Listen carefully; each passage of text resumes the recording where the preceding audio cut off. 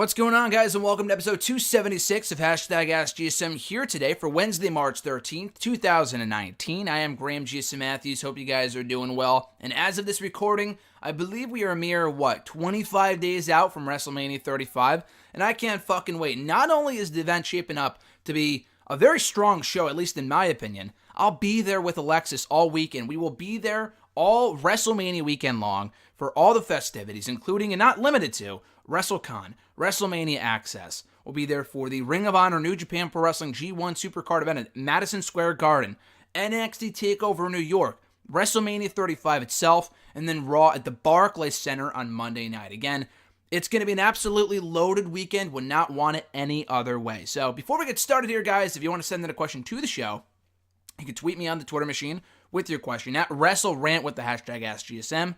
Find me on Facebook at facebook.com/gram.gsm.matthews. Leave a comment on the post I usually put up on Tuesday nights, if not on the wall itself. And last but certainly not least, drop your question down below in the comment section of this very video. I'll include it in next week's edition. So the first three questions today come from Joe M. from YouTube. His first question was watching main event recently, and I couldn't help but think that Apollo Crews and EC3 would make an excellent tag team as a pair of two arrogant heels who are overconfident due to their bodies and their athleticism.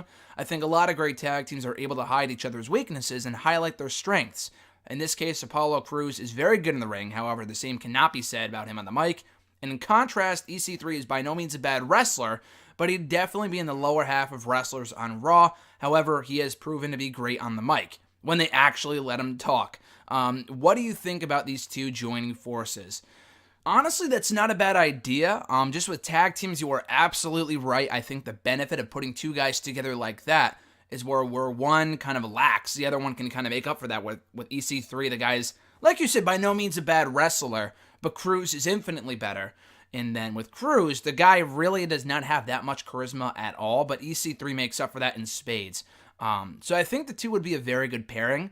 The issue with that is that Raw's tag team division is in shambles right now. Okay, so we have the Revival, who are very good, but they constantly lose unless the championships are on the line.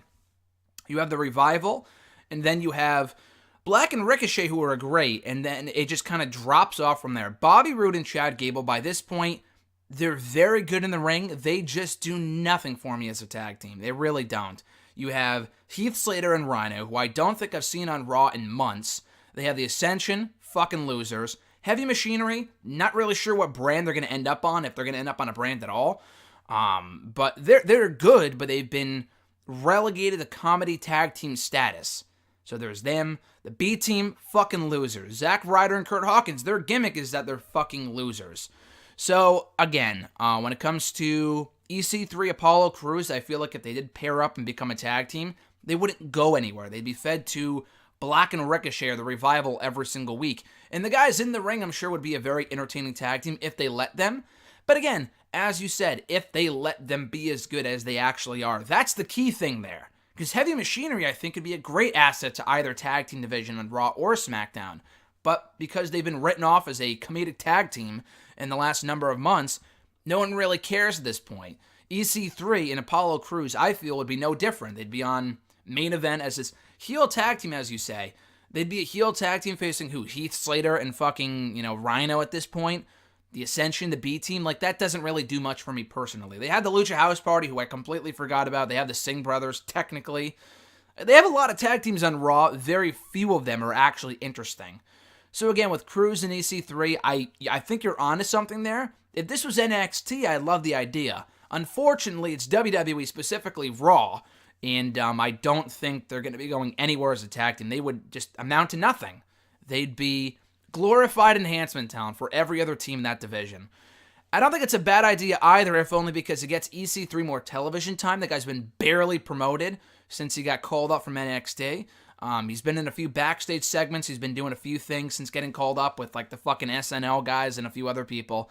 But that's about it. The guy's been a glorified comedic character since getting called up from NXT, which is such a shame. They fucking wasted the guy. He beat Dean Ambrose one week, lost him the very next week. And obviously he's been doing nothing of note since, and that was a month ago. So again, I think a tag team might be the best thing for him to land him a spot on Raw on a regular basis. The issue with that is that I think it would just lead to him and Cruz becoming stepping stones for every other tag team in the Raw Tag Team division. Joe's second question, with few matches in place for WrestleMania and even fewer that fans actually care about, do you think there's a chance that the Cruiserweights may actually be put on the main show this time? Definitely not. Absolutely not. That's not to diss the Cruiserweights. I love 205 Live. The Cruiserweights have been killing it for at least a year now, since they kind of rehabbed the brand and made it what it is today. There's going to be a lot of matches, like you said, with few matches in place for WrestleMania. It's set in stone as in confirmed for WrestleMania. Yeah, I agree with that. But when you look at the list of matches that they'll likely have on tap for WrestleMania 35, between not only what's confirmed so far, but also what's going to be likely added in the weeks to come. So we have, this is going quickly off the top of my head, so I might miss a few matches here, but off the top of my head, this is what I know we're getting at WrestleMania, or very likely getting at WrestleMania. We have Seth Rollins, Brock Lesnar for the Universal Championship. We have the Triple Threat Raw Women's Championship match with Rousey, Flair, and Lynch. That's 2. We have very likely Daniel Bryan and Kofi Kingston. Miz and Shane is already set in stone. Randy Orton, AJ Styles will very likely happen based off what we saw on Tuesday. A multi-team match for the SmackDown Tag Team titles. A multi-team match for the Raw Tag Team titles. The SmackDown Women's Championship match, I assume, will be added at some point. Roman Reigns versus Drew McIntyre seems to be the route they're going with for WrestleMania for both of those guys, which is fine. Way better than Corbin and Reigns. That would have been a fucking disaster. At least Roman and McIntyre make sense in my opinion. That's another match. That's 9 matches right there. And I'm sure there was more I'm forgetting. A United States Championship match will likely end up being a multi-man title match. I would love to see Joe and John Cena one-on-one. Based off what I've read and based off what we saw on Tuesday, I don't think that's in the cards. But still, the United States Championship will at the very least be defended at WrestleMania. That's 10 matches right there. Throw in an Intercontinental Championship match, which will also be another multi-man match with Finn Balor, Lashley, maybe Corbin, Elias, and a few others. That's 11. And then another match I completely forgot about, Kurt Angle's retirement match, which is going to be on the main card, as it should be. But that will also be at the event as well. Maybe versus John Cena. I would not be surprised. So that's the current lineup, in my opinion, at least as far as I see, for WrestleMania. That's 11 or 12 matches. And that's not including the kickoff show. I'm sure 1 or 2 of those matches would end up on the kickoff. But that's not including the Cruiserweight Championship match. So it'll likely end up on the kickoff show. I really do think Aries and Neville belonged on the main show. Alexander and Ali was good enough that it could have happened on the main show. Murphy and Nice, I have no doubt will be great. The only issue is that it's 2 heels, and yeah, they're Nice's, native New York. It's emanating from New Jersey. But, he's Northeast native. He'll likely get a good reaction. It's not like he's this ginormous star going to 205 Live getting a title shot. It makes sense from a storyline standpoint if Nice wins, assumingly. But even if it's Alexander, a match we've already seen a bunch of times before, so I don't think it's going to be Alexander. Nice and Murphy, again, has been built up for a while. They've been friends since, I think, the summer. I'm sure the match would be great. Is it a big enough match for the Cruiserweights to warrant putting it on the main card? Despite how good it might be in the ring, honestly, I don't think so. Neville and Aries absolutely should have been on the main card of WrestleMania. It was one of the best matches of the night, and it was on the kickoff show. You had Alexander and Ali last year. It was debatable whether it should have been on the main card. I think it would have been a great way to open up the show. I would have put that in the opener of WrestleMania. It wasn't a huge deal that it wasn't, just because, again, it was a great match, but it wasn't built up in a way where holy shit, I cannot wait for this match. I was looking forward to it, but it wasn't like this marquee match the same way that Neville and Aries was. Murphy and Nice, to me, at least on paper, feels like a glorified 205 Live main event. So why would I put that on the main card of WrestleMania over all the other matches I mentioned earlier? Again, no denying it's going to be a great match, but in terms of crowd reaction and how much people would actually react to it, I think that match is tailor-made for the kickoff show. Joe M's third question, did you see Fandango's in-ring return preparation video on the WWE PC YouTube channel? I thought it was great because even though he makes all of his characters entertaining, he's very rarely been given any actual character development over the years, so it was cool to see his perspective of his own career. In the video, he talks about his desires to have more serious matches to prove what he's capable of against the likes of Daniel Bryan and AJ Styles. Now, I know I asked you about this in the past, and you said you didn't not quite see Fandango at main event level talent, which is fair enough, but I don't see, for one, why he should not be given the chance based on the talent he possesses, and two, why it wouldn't lead to better programming, because as great as guys like Roman Reigns, Kevin Owens, and Dean Ambrose can be, I'd rather see fresher faces get main event opportunities like Fandango or Mustafa Ali or Buddy Murphy instead of one of those guys getting a title shot for the 100th time. Fandango. So I did see the video. Check out, if you're not already subscribed, please do so. Check out the video. Subscribe to the channel. Not only my channel, of course, but their channel. The WWPC YouTube channel pumps out great content all the time, especially after TakeOver. So definitely subscribe to the channel. But yeah, I did see the Fandango video. It was great. In the video, he actually compared himself, and he wanted a career not like Shawn Michaels or Daniel Bryan or whoever. Fandango said, I aspire to be someone like Scotty 2 Hotty. Yes, he actually said this, and Scotty 2 Hotty, maybe he was buttering him up because he works at the Performance Center, but he goes, I want to be someone like a Scotty 2 Hotty, who was in this company for a long, long time and accomplished a lot, between being a tag team champion and all these other things that he accomplished in WWE. He was with the company for like 15 years. And actually, if you really think about it, Fandango's been with the company for almost just as long. He made his main roster debut, as Fandango in like 2013, which was 6 years ago, which is still a while. But he was Johnny Curtis before that, in the other version of NXT, dating back to like 2010, 2011. Before that, he was back in developmental. I think he's been a part of WWE developmental as far back as 2006 or 7. And it's 2019, so he's been with the company for at least 12 or 13 years. It's not a case like with Kofi Kingston, because at least Kofi's been like an Intercontinental Champion, a United States Champion. Like, oh, he's been a part of the company for so long. When is he finally getting his due? Even with Kofi, I do not see Kofi as main event. They were, talking about it on SmackDown last night, and I honestly don't see Kofi as long-term WWE Championship material. It'd be a cool moment if he won at WrestleMania. I hope he wins at WrestleMania. Quite honestly, I do not need to see a 6-month reign as WWE Champion for Kofi Kingston. But that's besides the point. For Fandango, it's even worse, because the guy's been saddled with a fucking dancing character for so long now that I can't see him getting above a certain level.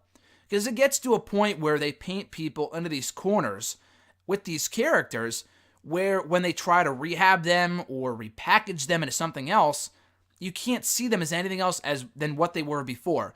Curtis Axel, a good example, but not a great example, because the guy was never really meant to be a main event level talent anyway.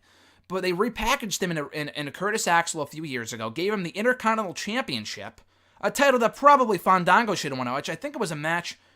No, was Fandango in that match when Axel won? No, it was Miz and Barrett back at like Payback 2013, I think. Fandango did go for the championship a few different times in 2013, but anyway. Axel is a perfect example of a guy that was beaten down as this loser for years on end. They finally repackage him, like, literally out of nowhere. And people don't take him seriously, and they blame it on Axel. Now, granted, Axel was never the most charismatic competitor in the world, but the guy was good enough where he could have been a solid mid-card competitor had they not spent years drilling it into your head that the guy is a fucking loser. Fandango, it's even worse, because he's been a loser for twice that time. Doing the comedic stuff with Tyler Breeze as part of Breezango, the dancing shit, they've turned him heel face a million times over. Okay, by this point, I just don't care about Fandango, I really don't. The guy's a great wrestler, like you said. There's a lot of great wrestlers in this company. Apollo Crews, why would I want to see Fandango as a main event level competitor when Apollo Crews, who's also been written off as a joke in the last couple of years, not to the extent that Fandango is, because at least, Crews, for the most part, has not been a comedy character. I'd rather see Crews get that main event spot. You talk about getting fresher faces in the main event spot.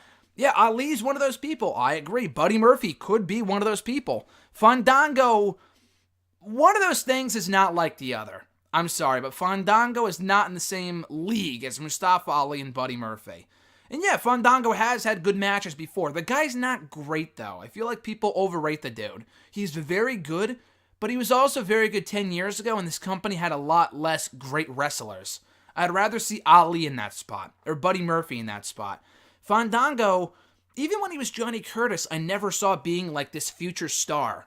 EC3 should be getting that spot right now as the main event talent. Ali, I agree with. Even maybe Apollo Crews. Fandango, I'm sorry, but I just do not see in that light whatsoever, and I stand by that. You said, based off the talent he possesses, dude, 3/4 of this fucking roster between Raw and SmackDown has talent like Fandango, is as good as Fandango, if not better. So why not one of those people? Just because the guy's been in the company since Bush was president. I mean, I like Fandango, but the guy is just not that guy. I could see you saying that he could be like a mid-card champion, like an IC champion or a US champion, if they built him up the right way. But the issue with your statement there at the end, saying that I'd rather see fresher faces get main event opportunities. Fandango's not a fresh face. Yeah, maybe in the main event scene, but not to fans. People have known Fandango in one way or another for the last dozen years. I'd rather see Tyler Breeze in that spot, Apollo Crews in that spot. I'd rather see EC3 in that spot. People that are at the same level as Fandango right now in terms of being at the bottom of the barrel of this company, that are equally as talented, if not more talented. I could very well see being top talent on this show. But when you're beaten down and beaten down and beaten down for over a decade, can anyone really take you seriously? Like Fandango, if they repackaged him into a more serious wrestler, I don't see them making him a world champion. That being said, he could have some good matches with Daniel Bryan and AJ Styles and turn a few heads. I would love to see that. The issue is that I don't ever see him become WWE champion because he was never really WWE championship material to begin with. Just because the guy is good in the ring doesn't mean that he should be world champion. Apollo Crews, maybe he's the same category as that. I think Crews could have been a world champion a few years ago had they built him up the right way coming up from NXT. Unfortunately, not that he's, damaged goods at this point, but he's a lot less likely to become world champion when he's fucking losing to, Jinder Mahal on main event and all this other stuff. So, anyway, with Fandango, check out the video on the PC channel, but I just do not see him ever being that guy, and arguably he shouldn't be anyway. Elena the Y from YouTube. Styles and Orton is going to be a good WrestleMania match, or at the very least provide a creative RKO spot. I know it's a common argument that the RKO is more over than Randy Orton, but is that even a bad thing? The RKO is more over than most people in the past decade. Not really. I mean, the fact that his finishing maneuver is more over than he is, not really. I mean, Orton is at a point now where it's not that he's not over. Randy Orton's been with the company for well over a decade and a half. So at this point, it's not about, how over is Randy Orton? The guy's established. Just because he's not getting huge pops every time he comes out there, which he gets pretty good pops anyway, good reactions anyway, because people know who Orton is and they like him, whether he's a heel or a face, doesn't mean that he's not over. And just because his finishing maneuver gets a bigger pop than he does, that's because the move is cool and he still finds new ways to hit it out of nowhere, like that RKO to Elias at Fastlane. I thought was fucking great. It came completely out of nowhere. I thought it was incredibly well executed, and the camera angle was awesome. So again, I don't really think that's a bad thing, and if anyone does think it's a bad thing, then who cares? Because again, the guy is fucking Randy Orton. He's Randy fucking Orton. He can do whatever he wants, and he'll still be over and established no matter what. Elena's second question. I think Ronda Rousey's promo on Raw is the best she's done, but I don't know if that means much. I will say Ronda as a heel is a good idea, and I can't imagine how much better it would have been if she turned heel back in November and just shut up and been a ruthless badass. She is that. It's just when she starts speed shouting sentences like, "There is no sanctuary for you here. I have come to desecrate your place of worship," that it all goes to hell. Also, has anyone asked Ronda why she cares so much about being the undefeated champion of a place she hates and thinks is fake? That's a great point. That is an absolutely great point. I talked about it, I think, last week here on the show, if not on Wrestle Rant Radio, maybe both, that I hate the whole, this shit is fake, but I'm real. Like, again, there's a good way to imply it by saying that you're legitimate, like Brock Lesnar and Paul Heyman were doing a few years back. With Ronda saying, this shit is all fake, I'm not saying what you're scripting for me, is pretty bad. I'm not a fan of that at all. I do like Ronda going heel. I will say that. I thought her promo on Raw this week was great. I love the attack on Dana Brooke. Brooke comes out like, oh, I never get TV time. I'm here to step up to you and, challenge for your championship. And then Rousey proceeds to beat the living shit out of her. See you next time, Dana, and see you next year on Raw. I thought that was great. But yeah, Ronda's logic for going heel, I thought was, good. But it's weird that she's using the reactions that she was getting from the audience from November as the reason why she went heel. Oh, the fans booed me in Los Angeles. Then why didn't you turn heel sooner? What the fuck? Why didn't you turn heel 3 months ago? I thought that was a little weird. But still, I think it's her delivery of her promos that she needs work on, and I think it's probably, Paul Heyman has a lot to do with Ronda Rousey's promos. And it sounds like all the big words they're giving her sounds a lot of what Paul Heyman would normally say. Why not just put Paul Heyman with Ronda Rousey? At this point, if he's going to work so closely with Ronda on her promos and her matches, just fucking put him with her as her on-air mouthpiece. At that point, why not? Especially if Brock won't be around. He's not around anyway, so who cares? It gets Paul on the show more, gives him something new to do. She's just not a great talker, because she has decent material, sometimes a bit cringy, but it's the delivery of, what you said, she's shouting. Not just shouting, but rushing through everything she has to say, and it's, I'm one to talk. I kind of talk quick all the time here on the show, and I should probably slow myself down. But when you're on TV like that, you can't be running through all these sentences, and people don't know, what the fuck did she just say? You know what I mean? They're asking themselves, I didn't hear what she just said because she rushed through all of her lines, and the promo on Raw felt like it was over within 2 minutes. Short and sweet is good, but when you're, rushing through your lines, that's not good. You got to give it a second to kind of sink in and digest and let people hear what you're saying and not just get through all the lines just for the sake of getting through it. It's like getting through a fucking high school presentation in one of your classes and you're going quickly through everything you have to say just because you want to get it over with as soon as possible. The whole, there's no sanctuary for you here. I have come to desecrate your place of worship. It's a little dumb, but when you're, like you said, speed shouting sentences like that, it comes off even worse. And like you said, the logic behind why she cares so much about being undefeated in WWE when the whole thing is fake anyway, obviously they won't explain that away, but just avoid that altogether by not saying the shit is fake. Because when you throw it in our faces, shove it down our throats, that WWE is all scripted and fake, why the hell would I want to watch it? Because if Ronda, according to her, is the only real thing on this show, then why the fuck should I care about every other segment on this 3-hour program? That's my question, so hopefully they can tweak that a bit, but I think Ronda Rousey, as you said, is a very good idea and has a lot of potential if they run with it after WrestleMania. I don't know how much longer Ronda Rousey will be around for. I don't think she's leaving WWE. My speculation is that she's taking time off after WrestleMania, and she'll be back in the summer at some point. I don't think she's gone for good, but hopefully when she comes back, she's a heel, because so far it's been great. Elena's third question, I don't know if the Batista Triple H segment worked as well as they wanted it to. I think I've seen too many cartoons to take a give me what I want, give it to me exchange seriously. But it got to where it needed to get. Batista and Triple H at WrestleMania with an anything goes stipulation. So there's that. Only question now is, how long will the annual HHH Mania match be this year? Like you said, the execution of the segment I did not think was great, the whole gimme what I want thing. The best meme that I think I saw online from, God, I forgot the name of the Twitter account, but I like the tweet, so if you go back in my likes, you'll see it on my Twitter account, on my Twitter page. The whole, oh, give me what you want, or tell me what you want, whatever that fucking song is. They used the exchange from Batista and Triple H in that video, in the music video for that song. And at the end, it's like, you wanna, do you wanna, da-da-da, and whatever, that part of the song. Instead of the they include the from Batista from that when he first came back a few weeks ago. It was great, so definitely check that out. It got a lot of traction on Twitter on Tuesday night. But, yeah, I'm looking forward to the match. I like Batista being back. I like the idea of this match. I've been calling for it. I've been wanting to see it for years now, so I'm glad it's finally happening. To answer your question, how long do you think, how much time do I think will be dedicated to their match at WrestleMania? At least 20 to 30 minutes. especially with it being a no-holds-barred match. I can't see it lasting any shorter than 20 to 30 minutes, including entrances.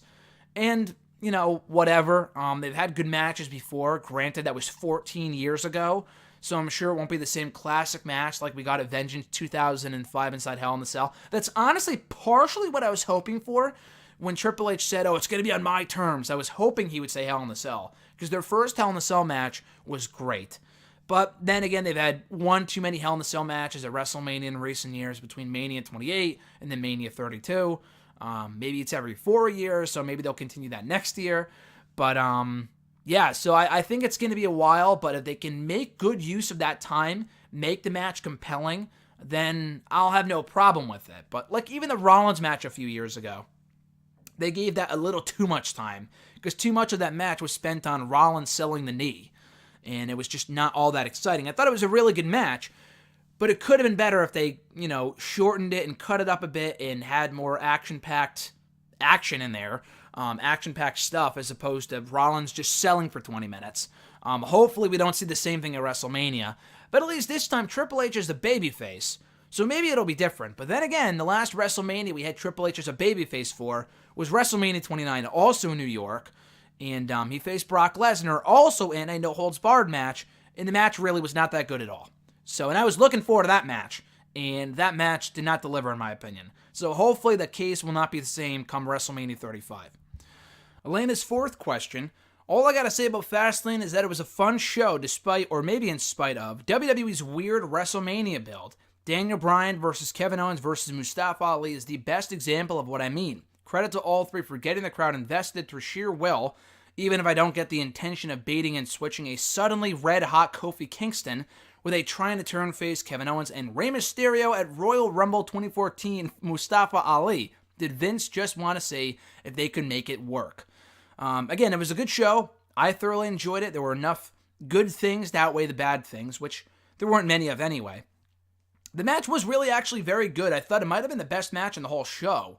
They all worked amazingly well together. The outcome was never really truly in doubt, but they got people invested in some of the near falls. All three guys worked hard, like you said, through sheer will. They were able to get the crowd invested in the action.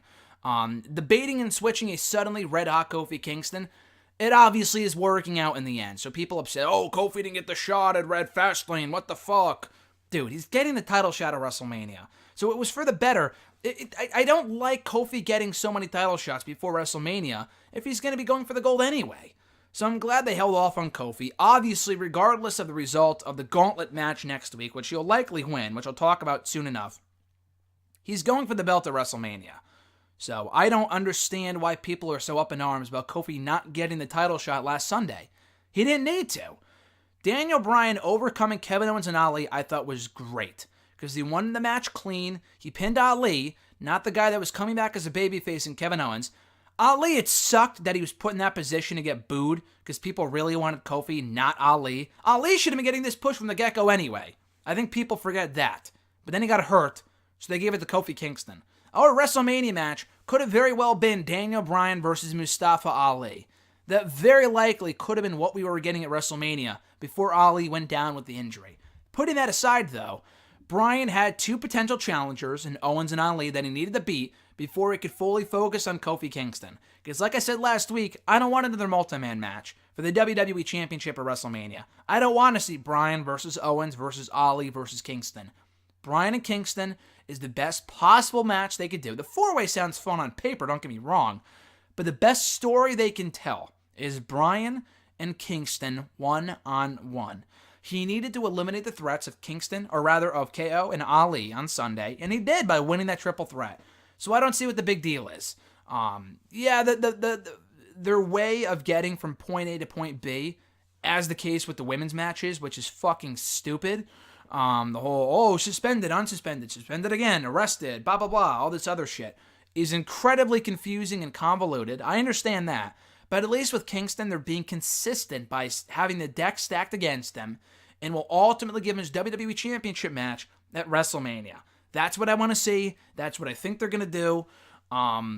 With Bryan, KO, and Ali, the match wasn't necessary. Fastlane was an unnecessary show, but I thought it was a good show. And this match was very likely, from an in-ring standpoint, in my opinion anyway, the best match at the entire event. So I didn't really have that big of an issue with it, but it does suck that Ali was put in a position to get booed because people wanted Kingston instead. But I still thought he had a great showing here, and he looked very good in defeat, the same way that he did on SmackDown on Tuesday. I still wish he would win more than he loses, but the fact that he loses a lot really isn't that big of a deal because the guy's the ultimate underdog anyway, so he'll still get over in the end as long as he's made to look credible in defeat. At Tony Spencer from Twitter, his question was, do you think Sergeant Slaughter would have been a more solid pick as the AWA champion as opposed to Rick Martel? If not, who would you have picked to champion the promotion against the WWF and NWA/WCW? Bit of a throwback question here. Rick Martel wasn't a bad choice. The guy held the belt for almost 600 days, and clearly was not enough to rival the WWE. This was back in 84-85. So by this point, WWE was off and running to the races with WrestleMania. I don't really think, it doesn't matter who you would have put in that spot. The result would have been the same. AWA was still going under at some point within the next few years. It was still a very prestigious championship. They had a lot of, top talent hold that title, which is great. And Rick Martel seemed to have a good reign with the title based off what I could, get out of the information and research that I found online. But still, WWE was going to be taken off no matter what. So maybe there could have been a bigger rival to the NWA and WCW had Slaughter held the championship. I do think Slaughter would have been a better fit for that title at that period of time when business was booming for all three promotions. But Rick Martel seems like an odd choice because the guy in WWE, he was a good competitor. He had a good gimmick, and the guy was a very good wrestler. Was he that world champion caliber competitor that would have made or broken business? I don't think so. I don't really think he was that big of a game changer. So why they kept the championship on him for so long at that point in time, I have no idea. I really don't. The guy had the look, and he was good in the ring. And Slaughter, not to say that he was any better than Martel, but he just felt like a bigger name. Slaughter would go on to WWE a few years later, become a big star over there, headline WrestleMania. He had a brief run with the WWE Championship, but it was still one of the best things they could have done with Slaughter as champion and facing Hulk Hogan at WrestleMania. It felt like had a big fight feel. And the AWA could have capitalized on that earlier, and a lot of that was the whole Iraqi sympathizer shit. That wasn't until years later, so they could not have known that was coming. But Slaughter could have been a much bigger deal for them had they put the championship on him for as long as they did Martel. That being said, who would I have picked to champion the promotion against the WWF and NWA, WCW? I think Slaughter would have been a good pick as anybody, a likely better pick or, fit for that role than Rick Martel. But if you're saying, who would have been a better fit for that role to rival WWE at that period of time, I don't think anyone really would have had the same impact that the WWE did at that time. They were, again, WrestleMania had just started. They were really off and running to the races with the Hulk Hogan, Hulkamania just booming in early 1984. So it really wasn't going to make much of a difference anyway, but I do think Slaughter would have been a better fit for that role than Rick Martel, at least in my opinion. At Reborn Again, John Ritland from the Twitter machine, his question was, is it possible that this whole Dean Ambrose's leaving WWE thing is all just a massive work? They seem to be pushing it awfully hard. I don't think so. I could see why people would think that. My speculation, my theory is that it's been real all along. It's been a shoot, if you will.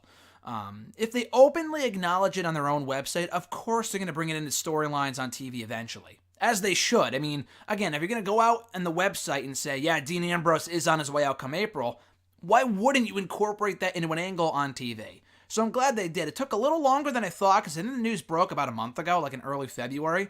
So it took a little longer than I thought it would, but I'm glad they still brought it up anyway, because it makes this, the final few months, if he is indeed on his way out, mean more than if he was just, I'm going to leave and I'll lose to EC3 in my last match or something. No, it's cooler that we know as fans now that he's on his way out of WWE, and that everything he does on his way out will mean more because it might be the last time we're seeing it. For example, the Shield reunion at Fastlane being a prime perfect example. It meant a lot more knowing that might be the last time we see the Shield together. Not including Raw the next night, but they didn't team on Raw on Monday night. They just merely came out as a unit.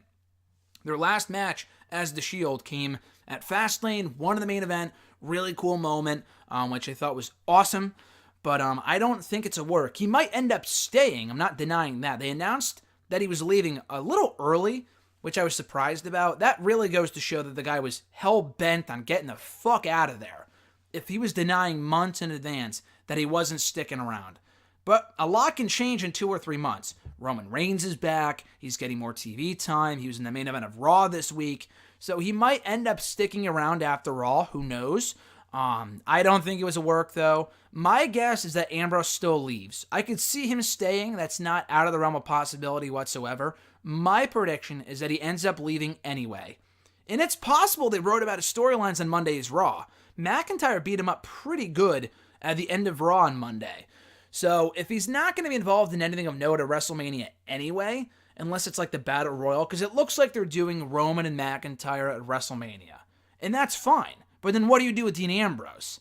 Because I thought they would do Roman and Dean. They're not. And that's fine, because McIntyre and Roman is a good match anyway. But I could see Roman fighting for Dean's honor on his way out, even if we don't see Dean. So, I don't know. I thought the way that he was attacked on Monday just screamed angle to me in terms of writing him out of storylines because he's leaving the company within the next month. And they have nothing for him at WrestleMania anyway, so why not just write him out of storylines now? But to answer your question, and I could be wrong, but I don't think it was a work all along. I do think that it was real, and that they're just incorporating it into the storyline just because it makes sense to acknowledge it because Ambrose is on his way out, and they want to let people know, hey, you're not going to be seeing Dean Ambrose here around here anymore. You're not going to be seeing Dean Ambrose on Raw anymore going forward because he's gone. He left. And he was also attacked by Drew McIntyre on his way out. So I think that's a very smart thing for them to do. Quite honestly, I wish they would do that with more people. And acknowledge that they're on their way out, maybe not getting released, but maybe not like the people that are intending on retiring, because they do that anyway with people like that, like Shawn Michaels and Ric Flair and all these other people. But people who just are on their way out of the company, why not promote the fact that, hey, they're not coming back. They're on their way out. Why not, obviously it would make matches more predictable, knowing that they're leaving. But like the Dudley Boys, prime example. They came out on Raw one night about 2 or 3 years ago, said they were leaving WWE, and they left WWE, and they didn't come back. They've come back for the Hall of Fame, but beyond that, they never came back, which I thought was cool. They actually went out there, said farewell. They were attacked on the way out by, I think, Gallows and Anderson, and that was it. So I thought that was awesome. And I would think that with Ambrose, they're going to be doing the same thing by making it mean more on his way out that he will actually be leaving the promotion and living up to the promise in the first place that he won't be re-signing with WWE. John's second question, what are the chances that most of the WrestleMania 35 card is multi-man or multi-women matches, i.e. triple threats, fatal four-ways, etc., etc.? Very good chance. A very good chance. Like I said earlier when I was running down my proposed WrestleMania card, I could see at least 3 or 4 matches being multi-man matches. So not even counting the typical Battle Royals, the Andre the Giant Memorial Battle Royal, or the WrestleMania Women's Battle Royal, which we've gotten. The women's one debuted last year. The Andre we've been getting since WrestleMania 35 years ago. So that's almost a guarantee. So we're getting those 2 Battle Royals. In addition to those Battle Royals, we have the Triple Threat Raw Women's Championship title match. Likely a multi-team match for the SmackDown Tag Team titles, which I'm not a fan of, because they really just want it to be the Usos versus the Hardys, but whatever. I assume we're getting a multi-team match for those titles, a multi-team match for the Raw Tag Team titles, as well as a multi-person match for either or both the United States and Intercontinental Championships. That's like 5 or 6 multi-person matches at WrestleMania. It's not quite the level of WrestleMania 2000, where every fucking match on the show had a stipulation. I was not a fan of that at all, and that WrestleMania sucked by and large, aside from one, like a match or two. WrestleMania 35 at least has, Randy Orton versus AJ Styles, no strings attached. I don't think anyway. The Miz versus Shane McMahon, no stipulation, which I think is cool. You have Roman Reigns versus Drew McIntyre, which is bound to be added, no stipulation, which I think is cool. I said Roman Reigns again. Seth Rollins versus Brock Lesnar, another one-on-one match with no stipulation. I think that's awesome. More singles matches, the better. WrestleMania 35 and WrestleMania in general. And people sometimes question me, why don't you like the multi-man main events of WrestleMania? Because I think as their biggest show of the year, I think it means more to have two people who have an issue with each other battle it out and settle their score. You didn't see too many multi-man main events back in the day in the early WrestleManias. Triple threats did not even become a thing at WrestleMania until like after WrestleMania 10 or like significantly after that. Almost every WrestleMania main event up until maybe 20, I think was a one-on-one match. Except for WrestleMania 1, which was a tag team match. That's a bit different. But yeah, as far as, I know, WrestleMania 2000 had that Fatal 4-Way, which I thought was bullshit. But I think that was the first multi-man match in WrestleMania main event history. And the rest of that card was all stipulations and multi-man matches too, which was so stupid. But yeah, I'm hoping that this year has more singles matches than multi-person matches. But if they want to get everyone on the card, so be it. But that's what the Battle Royal is for, at least, again, in my opinion. John's fourth question: what are some WrestleManias that you originally did not like, but later did after watching it again? Also, what are some Manias that you did like at first, but ended up not liking later? That's a good question. I think most Manias I've been consistent with. I think Mania 27, because I was so early on in my fandom. I had only been a fan for like 3 years by that point. At the time, I don't think anyway, I don't really remember being mad at WrestleMania 27. I don't remember shitting on it. And I don't know if I wrote a review of that show for any website I was writing for at the time, so I don't know if I can get a real review, like a real, thought process, like what I was thinking at that time in terms of how good that WrestleMania was, or like how good I thought that WrestleMania was at the time. I just don't remember shitting on it. I remember being happy that The Miz won that main event, but just at the time I was watching it live, I didn't mind that WrestleMania. Obviously, in retrospect, I realized the show sucked. The show was shit. I realized that a year or two later. Mania 27, not that good of a show. So that might be one example. Beyond that, 26, I'm talking about the fans, the WrestleManias I've been a fan of, that I've been a fan for over the last 10 years. So Mania 26, I enjoyed that WrestleMania at the time, still like it in retrospect. 27, I already talked about. 28, really loved at the time, still love to this day. 29, I thought sucked, still think it sucks to this day. 30, I loved at the time, still love to this day. I think every Mania, since then, I had maintained my thoughts on. My thoughts have not changed about any of those WrestleManias. 31 I loved, still love to this day. 32 I thought was mediocre, still think that to this day. 33 I loved because I was there. Wasn't that amazing of a WrestleMania. I probably overrated it in the moment because I was there and the Hardy Boys came back and it was a cool show. I think a little less of it now, but it was still a really good show. And then 34, it's only been a year and I have yet to watch it back, but I just didn't really like that show. I think it was better than 32. The second half of that show fell off a fucking cliff. It really did. The opening first few matches were awesome, and then after that, they just fell off a cliff after like the mixed tag team match. So, yeah, my thoughts on that Mania, I don't think have changed either. Prior to that, I don't know. I've gone back and watched every WrestleMania. So for like the earlier WrestleManias and my thoughts on those changed. I always liked WrestleMania 21. Obviously 17 I thought was always good. Great even. 18 and 19 I've always thought were solid. My thoughts on those have not changed. 22, I never watched that WrestleMania, or 23, I don't think I ever watched that WrestleMania like up until 2014 or 2015. And I thought the show sucked. And then I watched it and I liked it. I don't know why I pooped on that Mania before watching it on the network, but I thought it was a good Mania. 22, same thing. But by and large, my thoughts on various WrestleManias over the years has not changed. Again, maybe Mania 33 just because I was there and I loved being there and I thought it was like, the best Mania in the last 10 years.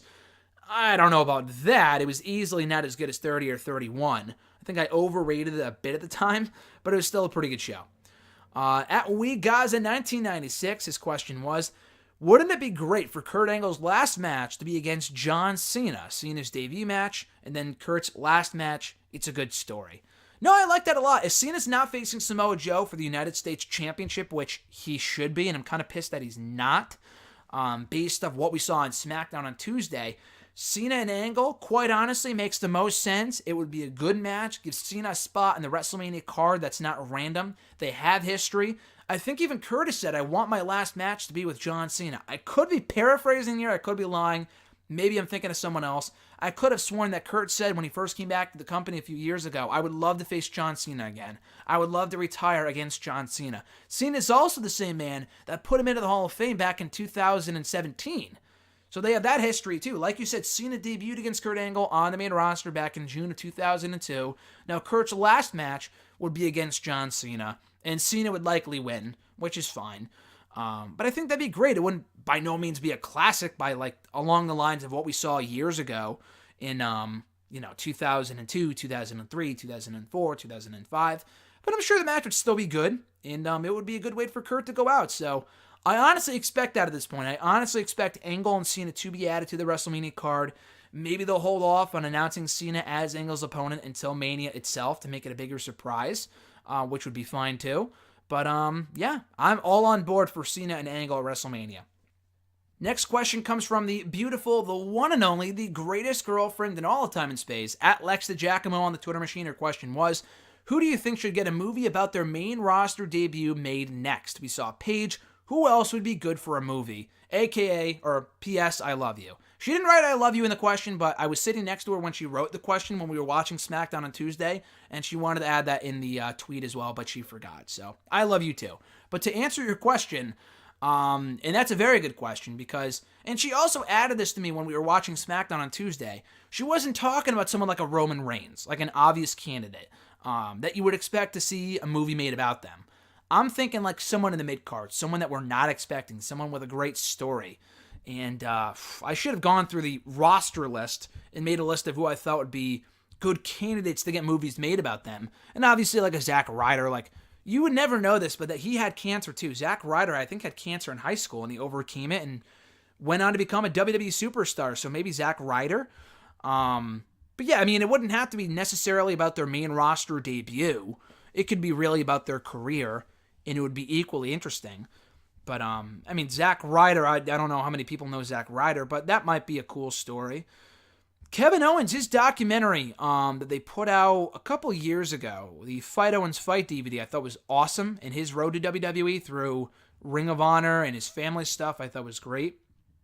So maybe Kevin Owens. AJ Styles worked a long time to get to WWE. So AJ would have been cool because he, was in Impact and in Ring of Honor. He cut his teeth on the Indies for years.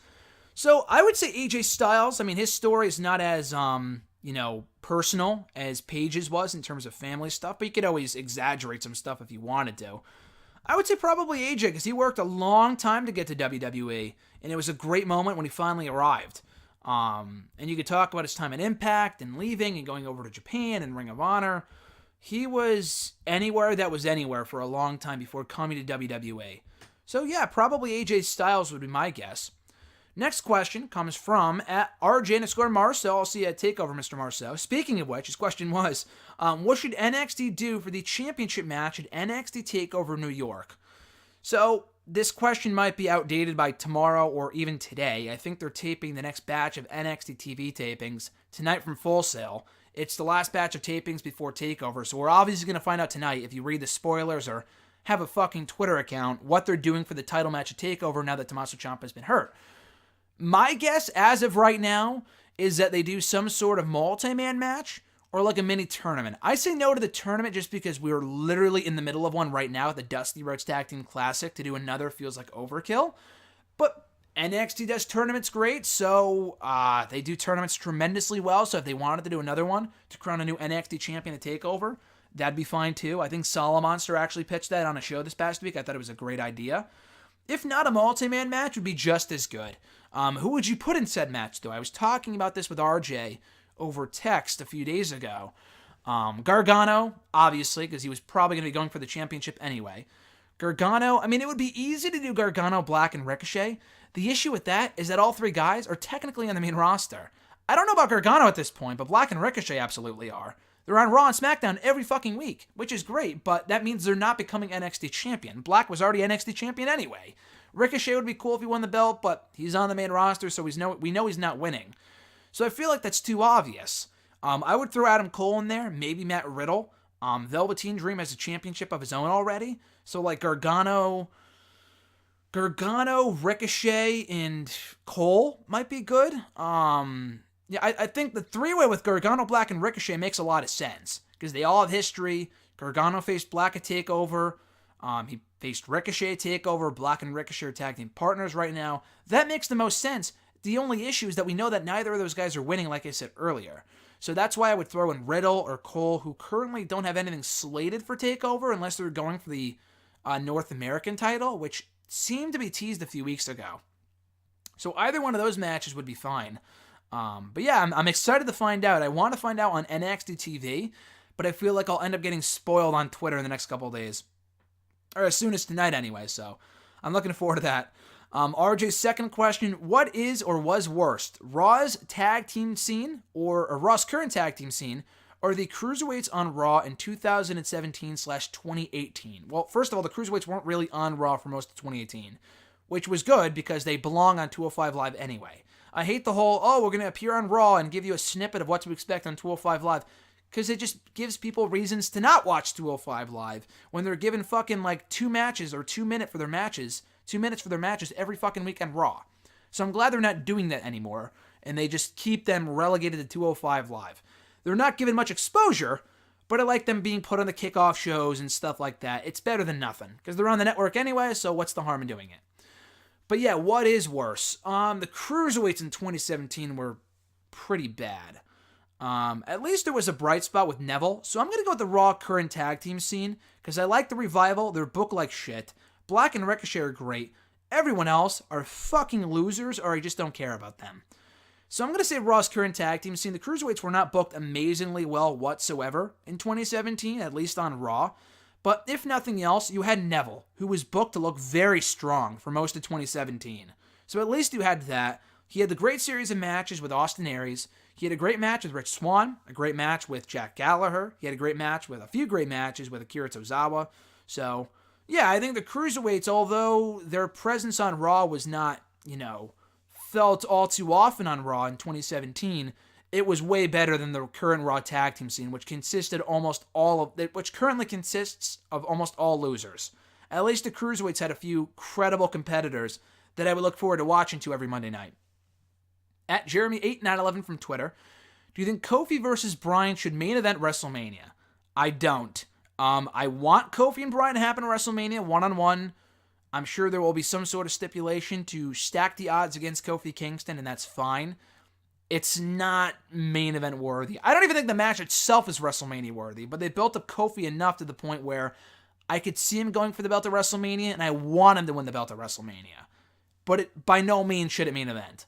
I know they've kind of fucked up the build for the women's match, but the women's match should main event the show. If there was any year to do a main event women's match at WrestleMania, it would be this year.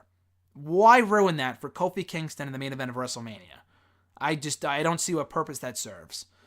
And the match should be great. The moment's going to be great, but there's no reason to, unless Becky's not winning and they have Charlotte or Rousey win, which they shouldn't be, and that'd be stupid.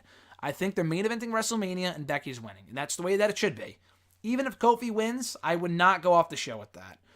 It doesn't feel like a main event. So, I would go with the women's match. I might have Kofi and Bryan main event over Rollins and Lesnar, which has felt like it's been on ice for months now, ever since Lesnar left after the Rumble. I agree with that, but I would not have the main event over the women's match, despite the convoluted build to said match. Jeremy's second question, thoughts on possibly having Shelton Benjamin as Seth Rollins' post-WrestleMania feud if he wins at WrestleMania, with Paul Heyman managing him to get the belt back in desperate fashion. That's not a bad idea. I think people just kind of wrote off Benjamin as like, oh, he's still on the roster, he's still employed. I mean, at this point, Benjamin as a Universal Championship contender doesn't do much for me. I'm not going to lie to you. I thought him and Rollins had a good match on Raw. Not great enough to the point where like I want to see a full-fledged feud between them coming out of WrestleMania. I'd rather see way different people, way others ahead of Benjamin on the totem pole, getting a title shot and getting a title feud coming out of WrestleMania, not named Shelton Benjamin. And I love Benjamin, but I feel like that ship sailed a long time ago. The guy's been, in the twilight of his career in recent years. He's a very good wrestler, very underrated, and I understand that. but we just saw him get beat clean by Rollins on Raw. For what reason should we want to see Benjamin go for the belt at the WrestleMania? I'm sure the matches would be good, but we know Benjamin's not becoming Universal Champion. And aside from a good match or two, what purpose does it serve? So there's a few other people I would rather see Rollins face coming out of WrestleMania for that championship. Just not Benjamin. At Brett Bullet 10 from Twitter, thoughts on Drew Gulak and Tony Nese at WrestleMania, and could you see a slow face turn for Tony Nese? Yes, I could. I think 205 Live needs more top baby faces because they have Akira who just has failed to win the championship a few times now. That it's just not him. They have Cedric, who I think should be at least on his way up to the main roster, either Raw or SmackDown after WrestleMania. And then they have Ali, they did have Ali. Ali's now on SmackDown. So they need more faces for 205 Live, like people I could really consider taking the limit to Buddy Murphy and see him, see that person taking that championship from Murphy at WrestleMania. Nese, I don't know if he could be that guy, but he's as good of a pick as any. Because the guy's a great wrestler. He has history with Buddy Murphy. They've never gone one-on-one on 205 Live before. They've been like allies for over 6 months, so it makes sense for Nese to want to kind of get jealous and go for the championship that he never held on 205 Live. It's a perfect story. So I don't know if I could really get behind Nese as the top babyface on 205 Live, but what other options do you have right now? Unless they call up Kushida or ACH or Trevor Lee, who all recently signed with WWE. Kushida's signing is not yet official, though I do expect him to show up in the crowd at TakeOver New York. Aside from those people, I don't know who else you have take that championship off of Buddy Murphy. So, I would turn Tony Nese face before, between now and WrestleMania, and probably have him be the one to take the title from Buddy Murphy at the show. As far as Gulak and Nese on 205 Live last night, it was a great match. They worked wonderfully together despite the heel versus heel dynamic. I thought it was hard-hitting, it was physical, it was exciting, it was entertaining. Really enjoyed the match, and Nese came out on top, so be sure to check out that match. Really, the entire 205 Live episode. Because Cedric Alexander versus Oney Lorcan was great, too. So, check out the whole episode from this past week. It was excellent stuff. At Scarlet1 from Twitter, we'll finish off with her questions. The final 5 here. The first question. Best and worst of WWE Fastlane.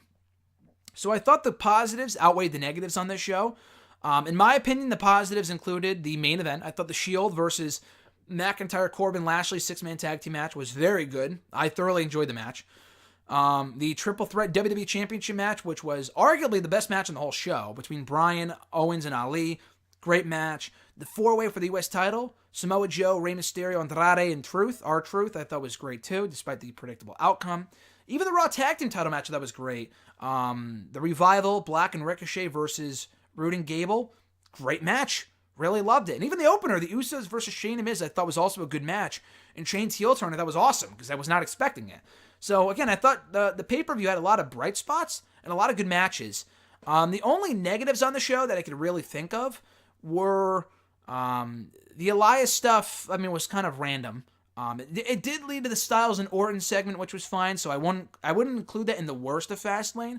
The only real worst things I would say about, the real bad things I would say about Fastlane would include Asuka and Mandy Rose, which really was not all that good, and the finish came off poorly. So probably that match. The WWE Women's Tag Team title match between Sasha Banks and Bayley versus Nia Jax and Tamina. Banks and Bayley tried. They're great.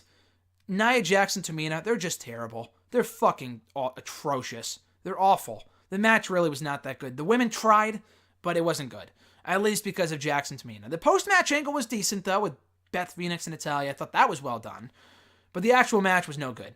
And then, I understand what purpose this was supposed to serve, but the Bar versus Kofi Kingston, I know they're trying to stack the deck, stack the bar, I guess. That doesn't make any sense. But, set the bar high against Kofi Kingston. It was not, as a match, it wasn't exciting. Felt like it dragged on for way too long. The crowd was chanting, "This is boring." Again, I understand what they were trying to do, but the match itself was like a snooze fest. Scarlet One's next question: should Shane McMahon's heel turn really be considered surprising? There were reports of the Best in the World Cup being a setup for a Shane heel turn, and the story progression since then has been The Miz being the most sincere he's ever been, while Shane's mostly been dismissive.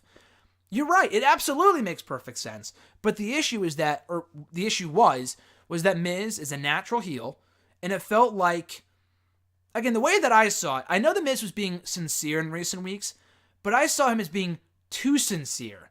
Sincere enough to the point where it felt like he was going heel. Like he was almost sincere because he knew that he was going to be turning on Shane at some point. That's why I thought he would be the one to go heel. I'm glad they didn't do that, and I'm glad they set up Shane as the heel instead. Because Shane has not been a heel in well over a decade. Miz has not been a face in a long time. And yes, he is a better heel, but I think he could work as a face too, at least for the next little while. And this all but confirms that Miz is winning at WrestleMania. Finally, for the first time in like 4, 5, or 6, 7, 8 years, finally he's winning at WrestleMania. But, yeah, so I thought it was a good heel turn. I'm enjoying the feud so far. And like you said, it's not totally random because Shane did win that Best in the World tournament, which he was never really a part of anyway. And he came off like a heel. He came off like an asshole, which is why I was surprised he was, still a babyface coming out of that show. The Miz, if you go back and watch Crown Jewel, which you shouldn't because the show sucked, but if you go back and watch the end of the Best in the World tournament, The Miz wanted to compete against Dolph Ziggler in the finals of the tourney despite being hurt. And he was like, oh, I'm hurt, I'm hurt. And he wanted to go anyway, but Shane said, no, let me take your spot. So Shane was the asshole who replaced The Miz. The Miz wasn't like, oh, I'm hurt, I'm faking an injury. No, he was actually hurt, and he came across like a babyface. I thought they were doing the double turn. I thought they were doing the double turn back then. But they were smart to drag it out, give him a 3-week tag team title reign, then have Shane turn on The Miz when the reign's over. I thought that was actually really smart, long-term storytelling. So I'm looking forward to the match at WrestleMania. Scarlett One's third question, how do you think the Kofi Kingston Gauntlet match will turn out? Well, obviously Kofi's winning. Kofi and Bryan is the match we're getting at WrestleMania. No ifs, ands, or buts about it. As we should be. It's the most intriguing match they can do right now on the SmackDown side. Something I never thought I would say, but Kofi is over like Rover right now. People are fucking behind him as shit. So why wouldn't you do Kofi and Bryan at WrestleMania? The issue with the Gauntlet match that I don't like is that he has to face, I think, both members of the Bar, Rowan, Randy Orton, and Samoa Joe. Now, let's assume Kofi wins, okay? He beats everybody, which seems super unrealistic for him to beat one of those people, let alone all 5 in the same night. How does Daniel Bryan stand a chance against the guy who just beat 5 top talents on SmackDown? Daniel Bryan got fucking pinned by Kofi in like 10 minutes on SmackDown in the first part of that gauntlet about a month ago. Daniel Bryan himself was pinned by Kofi Kingston in a gauntlet match a month ago. We know Kofi can pin Daniel Bryan. It's happened like 2 or 3 times now. So if you shove it down our throats that Kofi can beat 5 former world champions, okay, not including Rowan because Rowan sucks, but if he can beat Randy Orton, Samoa Joe, the Bar, like that's fucking. You know what I don't like about this is that if this was anyone else, people would be so pissed. Imagine if this was Roman Reigns and Roman Reigns had to go through a gauntlet match. People would be so upset. They'd be like, oh, he just buried half the roster. What the fuck, Roman Reigns? What a piece of shit. He just buried Samoa Joe. But because it's Kofi Kingston, people are jerking their cocks like, oh my God, this is so amazing. It's so hypocritical. It's stupid. And I love the fact that people... I love Kofi, don't get me wrong. I think Kofi and Daniel Bryan should be the WrestleMania match. The issue is that Kofi is being booked almost too strong. Too strong. When you have him beating 5 people in the same night, and maybe I'm wrong. Maybe they'll go a different route. Maybe they won't even do the match. Maybe he'll cheat to win. I don't know. Maybe he'll get help. I assume he's going to get help from AJ to beat Randy Orton, and maybe Rey Mysterio to beat Samoa Joe, but you can't do that for everybody. So, anyway, with Kofi, I feel like he's being booked too strong. Because if he wins the gauntlet and beats all these top superstars, then why wouldn't he beat Daniel Bryan at WrestleMania? And another issue that I have with this, that someone brought up to me on Twitter earlier today, is that if he pins all these people, he's beating all these future challengers that could be vying for the championship coming out of WrestleMania. Okay, so we know that he can beat Samoa Joe. We know that he can beat Randy Orton. We know that he can beat Jeff Hardy. Then who the fuck does he face coming out of WrestleMania if he's already beaten all of these people? I mean, again, we're getting the Superstar shakeup shortly after Mania, so maybe we get new challengers from Raw. That's great.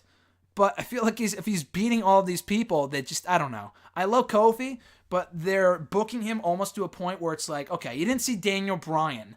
Like, The fact that Daniel Bryan had to beat Triple H earlier on in the show at WrestleMania 30 in order to earn his spot in the Mania 30 main event, even that was like a little far-fetched. But it made sense because there was plenty of time between the first match and the last match for Bryan to recuperate and get the job done and win. Even that was like a little, like I could see people getting sick of that. Kofi has to beat 5 top talents, or 4 plus Eric Rowan, in the same night. And at that point, it's like, holy shit. Like, okay, just give him the fucking title already. That's like Roman Reigns level booking. So I don't want to see anyone pooping all over Roman Reigns, because when this happens to Roman Reigns, and you know it's going to happen eventually, when he has to overcome the odds and win a title shot, I don't want anyone complaining, because they just did the same thing with Kofi Kingston, or likely will do the same thing with Kofi on SmackDown this week, and people will be totally fine with that, as far as I can tell. I don't like that idea. I think there's a better way of getting Kingston to Daniel Bryan at WrestleMania than having him run the gauntlet again. We just had a gauntlet match a month ago. To do another one so soon, I don't know. Again, there's so many things about this match I just don't like. Thoughts on Harlem Heat's Hall of Fame induction? I think it's a well-deserved induction. They accomplished a lot in WCW, one of the greatest tag teams of all time, according to many fans. So very well-deserved. The only issue that I have with this is that Booker T is now a 2-time Hall of Famer. There's people that have not even gone in once. Booker T's gone in twice now. Like, okay, if you want to induct like Ric Flair twice, fine. If you want to induct Shawn Michaels twice, which he is this year, fine. But when you get to Booker T, I mean, I know the Hall of Fame really isn't all that legitimate anyway. Okay, but then what's stopping Macho Man from going in twice as part of the Mega Powers and all this other shit?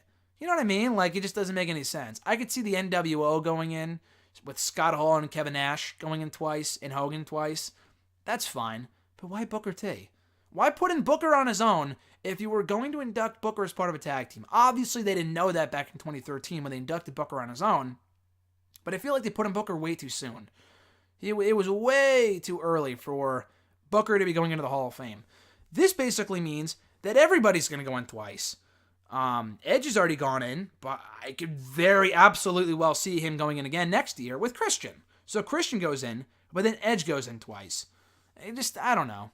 I feel like there's more tag teams that should be going in ahead of Harlem Heat. And Harlem Heat's amazing, but what about Demolition? And I know Demolition was a part of the lawsuit against WWE with the whole concussion shit, so obviously they will not be inducting them anytime soon, if ever, maybe after they die, which is terrible. But yeah, Demolition deserves to be in there. Just, I don't know. There's way more teams I would induct ahead of Harlem Heat. Again, Edge and Christian, the Hardy Boys. I know they're still in the main roster, but I don't know. I would put them ahead of fucking Harlem Heat, at least in my opinion. I don't know. I think it's cool they're going in. I don't like Booker T going in twice so soon. I just think that's a little premature. And the final question for the day, also from Scarlet One, thoughts on Bobby Lashley winning the Intercontinental Championship back so quickly? I'm not a fan. I've never been a fan of the whole game of hot potato they play with these titles. The U.S. Championship has changed hands like 4 or 5 times since December. It's ridiculous. Rusev won it on Christmas. Nakamura won it at the Royal Rumble. R-Truth beat him for it 2 days later on SmackDown, and Samoa Joe won it a month later on SmackDown too. So for the IC title, Bobby Lashley just won it on Monday. Finn Balor won it from Bobby a month earlier at Elimination Chamber. A month before that, Bobby beat Dean Ambrose for it on Raw. A month before that, Dean Ambrose won it from Seth Rollins at TLC. So it feels like people are getting month-long reigns with the championship before they lose it. I don't know what they're doing. I don't really care. The championship just means nothing at this point. I like Bobby Lashley. I like the pairing of him and Lio Rush. But to put the belt back on him so soon does nothing for him and nothing for Finn Balor. Why the fuck would you take the title off the guy if you were going to put the belt right back on him a month later? That just seems so stupid to me. If there was a bigger plan in place, I would appreciate it, but it doesn't seem like there is. It seems like they're just giving us an excuse to get a multi-man IC title match at WrestleMania. Very likely with Finn Balor, Bobby Lashley, Elias, I don't even know, EC3 maybe? If they can dig him out of the dumpster and find his fucking face, take his face off the back of the milk carton, where the hell has he been? But, I don't even, who else is even on Raw? I have no clue, but they're probably setting up another multi-man title match for WrestleMania. Probably Baron Corbin, another one that would likely go for the belt at WrestleMania. God save us all. But yeah, I'm not a fan of the move. And that does it for episode 276, guys, of #AskGSM here today for March 13th, 2019. As always, guys, thank you for sending in a question to the show. Greatly appreciate it. If you want to send in a question to the show, you can tweet me on the Twitter machine at WrestleRant with the #AskGSM. Find me on Facebook at facebook.com/graham.gsm.matthews. Leave a question on the post. I usually put up on Tuesday nights, if not on the wall itself. And last but certainly not least, drop your question down below in the comment section of this very video. I'll include it in next week's edition. So with all that being said, guys, as I said at the start of the show, 25 days to go till WrestleMania 35. Cannot fucking wait to be in New York for all the WrestleMania weekend festivities. So until then, guys, have a great rest of your week. I'm Graham GSM Matthews, and I'll catch your ass down the road.